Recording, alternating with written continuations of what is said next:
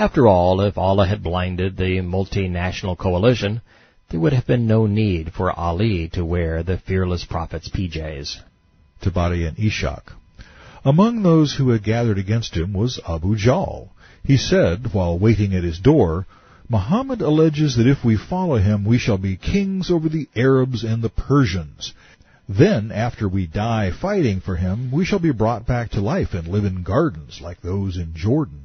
He also claims that if we do not submit to him, we shall be slaughtered. After his followers kill us, we shall be brought back to life and thrown into the fires of hell, in which we shall burn. The pagan Abu Jahl encapsulated the whole of Islam in the Koran. It is sobering. How can something so clear escape the grasp of so many? Mohammad even confessed to the crime. Allah's messenger came out and took a handful of dust and said, "Yes, I do say that, and you are one of them. Allah took away their sight so that they could not see him." Just as we have been blinded today. And Muhammad began to sprinkle the dust of ignorance and complacency on their heads while reciting the following verses. Yasin, I call to witness the Koran. You are the ones sent on a straight path. The sentence is justified against most of them, for they do not believe. We will certainly put iron collars on their necks, which will come up to their chins, so they will not be able to raise their heads. And we have set a barrier before them and cover them, so they will not be able to see. This became Koran 36:1. Once again, the Islamic God's timing was off, but his heart was in the right place. Koran 36 was handed down 30 surahs and 3 years before the Great Escape. By the time he had finished reciting these verses, he had put the dust on the heads of each one of them. And he saved his son, right? No. After which, he went to where he wished to go. Before we hightail it out of the quarrelsome confines of the barren and hostile Meccan Valley, I'd like to examine some of the final surahs handed down during the War of Words. Considering the mood, why not start with Ta-ha! Quran 20, verse 1. Ta-ha! We have not sent down the Quran to you to be an occasion for your distress. Nay, it is an admonition to those who fear. Skipping ahead to the 8th verse.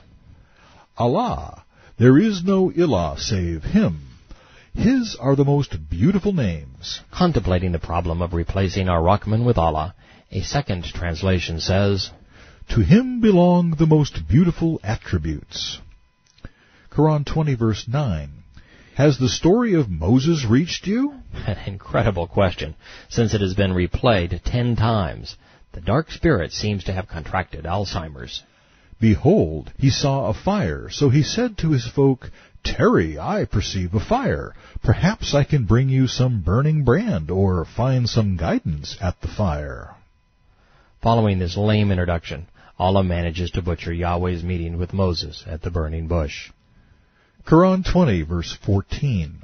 Verily, I am Allah. No Ilah, or God, may be worshipped but I. So serve you me, and perform regular prostration prayer for my praise. Verily, the hour is coming. I am almost hiding it from myself. Prostrating Jews, a Hebrew deity named Allah, and godly surprises. Only from the mind of Mohammad. Confused as ever, Allah has Moses play with his staff before encountering Pharaoh. Quran 20:17. And what is that in your right hand, Moses?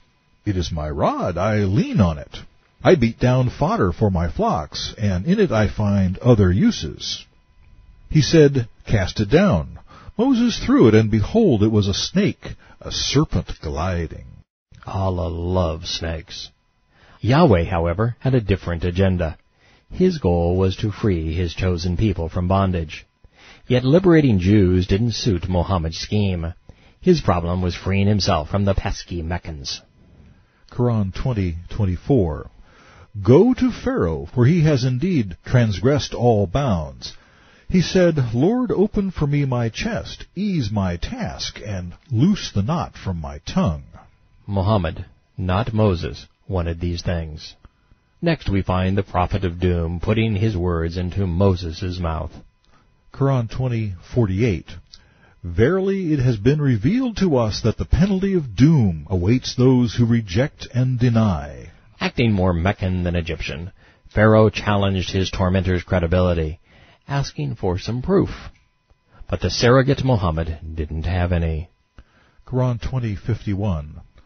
Pharaoh said, What about previous generations? Moses replied, The knowledge is with my Lord, recorded in a book. My Lord never errs nor forgets. And we showed Pharaoh all our signs, but he did reject and refuse. What book? And why did the Lord need a book if he never forgets?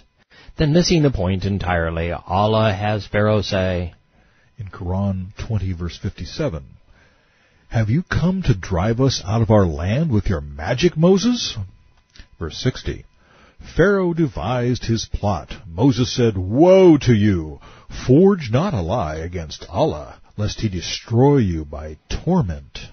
The Quranic dialogue disintegrates into bickering reminiscent of Mecca. Quran 20:62. So they disputed with one another, but kept their talk secret.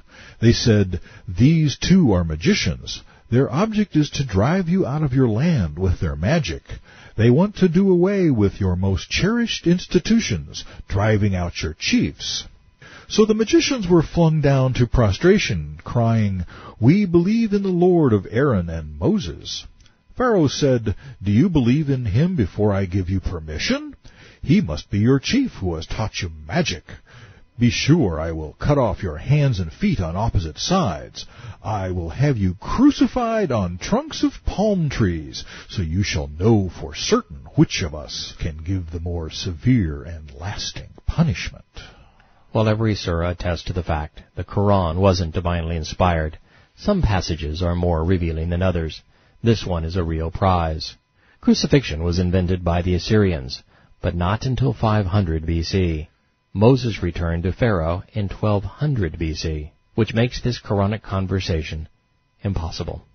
Something wholly inconsistent with a book claiming to be perfect. But the Islamic God did more than crucify himself on the tree of ignorance. A moral God cannot compete for the prize of most severe punisher. In Allah's final Quranic address, he spoke these chilling words. Quran 5 verse 33, The punishment for those who wage war against Allah and His Apostle and perpetrate disorders in the land is to crucify them or have a hand on one side and a foot on the other cut off. The most important aspect of the liberation of the Jews from Egyptian bondage, Passover, was missed by Mohammed and his prop Allah. Since Islamic forgiveness was arbitrary and capricious, not as a result of sacrifice, they didn't comprehend the significance of the blood of the Lamb. As a prophet and God, they should have known that it was symbolic of Christ's mission. The Lamb's blood was smeared on a horizontal beam, a beam that became the threshold to salvation. Yes, there was a cross in the story of Moses, but you had to be more godly than Mohammed to see it. 20 verses later, Allah forgets his name, and Aaron thinks he's Mohammed. Quran 20 verse 90. Aaron had indeed told them earlier, O my people, you are being misled with this. Surely your Lord is Ar-Rahman, so follow me and obey my command.